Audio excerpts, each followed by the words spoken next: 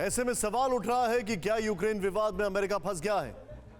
यह सवाल इसलिए उठ रहा है क्योंकि अमेरिकी एजेंसियां बार बार तारीख बता रही हैं कि रूस अब हमला करेगा या तब हमला करेगा, लेकिन रूस ने अभी यूक्रेन पर हमला नहीं किया है। यानी यह अमेरिका के इंटेलिजेंस की नाकामी को दिखा रहा है। अमेरिका लगातार रूस पर बैन लगाने का ऐलान कर रहा है, लेकिन अब तक अमेरिका ने रूस पर कोई एक्शन नहीं लिया है। यह बताता है कि अमेरिका रूस पर बैन को लेकर कोई जोखिम नहीं लेना चाहता। यह स्ट्रैटेजिक फेलियर है। यूरोपीय देश विवाद में बेशक नेटो के साथ दिख रहे हैं, लेकिन वो अपने हितों को ध्यान में रखते हुए रूस के साथ भी बातचीत कर रहे हैं। अमेरिका के राष्ट्रपति इस विवाद के बीच पहले छुट्टी पर जाने का ऐलान करते हैं, फिर छुट्टी रद्द करते हैं। इससे साफ है कि अमेरिका रूस के संकट को लेकर संजीदा नहीं है। जर्मनी और फ्रांस जैसे देश जो अमेरिका के करीबी माने जाते हैं, वो भी रूस के साथ बातचीत के जरिए विवाद सुलझाने की कोशिश कर रहे हैं।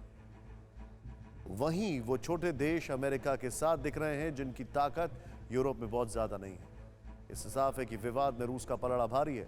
जाहिर है इस पूरे विवाद में अमेरिका के मुकाबले रूस को बढ़त हासिल है। ऐसे हालात में आपको प्रेसिडेंट पुतिन की जुबानी यूक्रेन क्राइसिस की पूरी कहानी सुनाते हैं।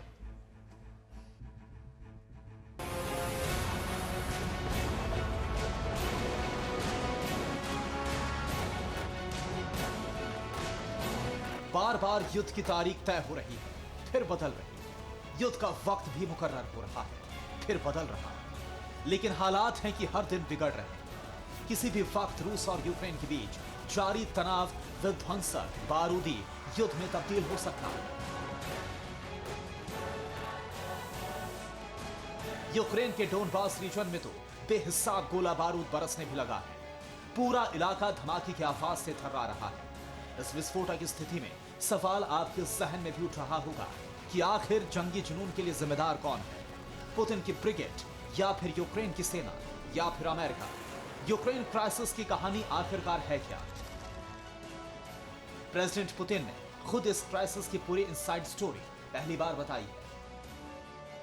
जब फॉरेन मीडिया कॉरेस्पॉन्डेंट ने पुतिन से यूक्रेन पर हमला न करने को लेकर सवाल पूछा और बिना शर्त गारंटी देने की बात कही, तो पुतिन ने पूरी कहानी खुद ही जुबानी सुनाई। आपने कहा है कि आपका यूक्रेन पर हमला करने का कोई इरादा नहीं है। क्या आप बिना किसी शर्त के भरोसा देंगे कि आप यूक्रेन या फिर किसी भी देश पर हमला नहीं करेंगे? आपने कहा है कि आपका यूक्रेन पर हमला करने का इरादा नहीं है। क्या आप बिना किसी शर्त के भरोसा देंगे कि आप यूक्रेन पर या फिर किसी भी संप्रभु देश पर हमला नहीं करेंगे? सिक्योरिटी गारंटी और हमारा एक्शन इस बात पर निर्भर करता है कि रूस की सुरक्षा को लेकर आज की तारीख में हमारी मांग क्या है और क्या उसे बिना शर्त माना जा रहा है या नहीं। हमने यह साफ कर दिया है कि पूरब में नेटो देशों के मूवमेंट को बर्दाश्त नहीं किया जा सकता। इसमें कुछ भी ऐसा नहीं है जो स्पष्ट नहीं है। हमने अमेरिका के बॉर्डर पर किसी भी मिसाइल की तैनाती नहीं की है, जबकि दूसरी तरफ अमेरिकी मिसाइल हमारे घर के करीब है। हम ज्यादा कुछ भी नहीं मांग रहे हैं। हम तो कह रहे हैं कि हमारे घर पर अटैक सिस्टम मत लगाओ। What is so unusual or peculiar about that? President Putin Ukraine विवाद के लिए रूस को या फिर खुद को जिम्मेदार नहीं मानते, न ही इस विवाद को इतिहास से ही जोड़ते हैं, बल्कि युद्ध की चिंगारी भड़काने के लिए अमेरिका और नेटो को जिम्मेदार मानते हैं। बल्कि पुतिन जोर देकर समझाते हैं कि अब क्यों उनके रिजल्ट मायने रखते हैं। अमेरिका या फिर नेटो का भरोसा नहीं। He remembers those things just like the way they remember about Crimea. We try not to remember. वो सिर्फ क्रीमिया को याद रखना चाहते हैं। वो यूक्रेन के हालात को याद रखना नहीं चाहते। किसने ये हालात पैदा किया? किसने क्राइसिस की शुरुआत की? क्या वो लेनिन थे? हम लेनिन को फॉलो करते हैं, लेकिन इस विवाद का इतिहास से लेना देना नहीं है। ये सुरक्षा से जुड़ा मामला है। अब समझौता नहीं बल्कि रिजल्ट मायने रखता है। मैंने कई बार कहा है कि ईस्ट में एंट्री नहीं हो। यही 1999 में नेटो ने भरोसा दिया था। लेकिन हुआ क्या? उन्होंने हमें मूर्ख बनाया। इसके उलट हमने नेटो का विस्तार देखा। अब वो रोमानिया, पोलैंड में मौजूद हैं और वहां उनका अटैक सिस्टम मौजूद है।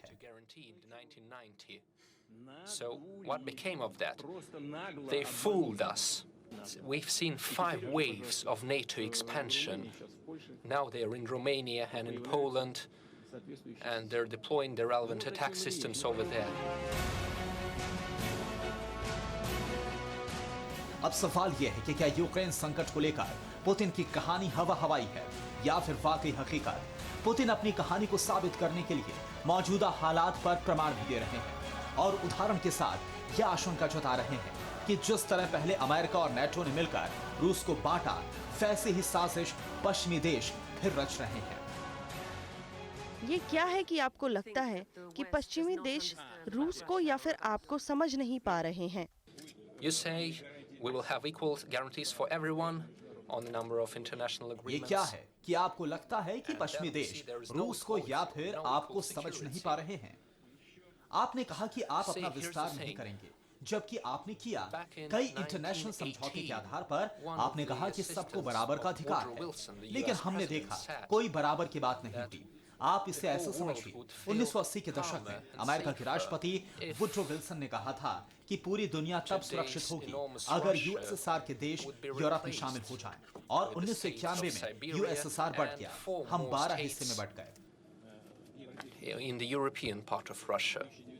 That was set in 1918, and in 1991 we separated into 12 separate parts. Ukraine crisis को लेकर अमेरिका और नेटो देशों पर पुतिन की तलखी साफ दिख रही है।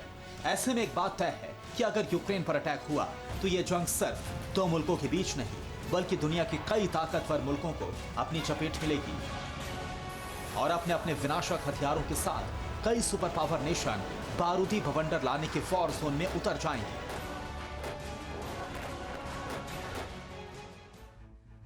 परवाह देश की, सोमवार से शुक्रवार रात 10 बजे TV9 भारतवर्ष पर।